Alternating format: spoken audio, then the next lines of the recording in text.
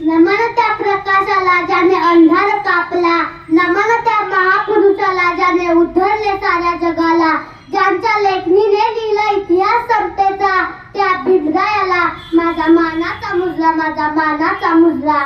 आज 14 एप्रिल विश्वरत्न भारतीय राज्यघटनेचे शिल्पकार डॉक्टर बाबासाहेब आंबेडकर यांची जयंती. आज आपण अशा एका क्रांतीसूर्याचा उत्सव साजरा करत आहोत ज्याने केवळ एका वर्गाचे नाही तर संपूर्ण राष्ट्राचे नशीब बदलले.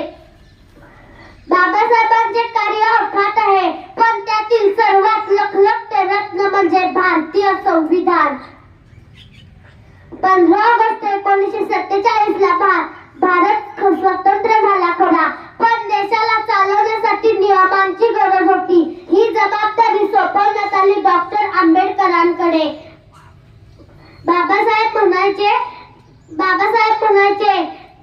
संविधान किती चांगले असले तरी लोक जर वाईट असतील तर ते संविधान वाईट ठरेल, पण जर राबवणारे लोक चांगले असतील तर ते संविधान जगातील सर्वोत्तम ठरेल. ही त्यांची दूरदृष्टी होती. जाता जाता इतके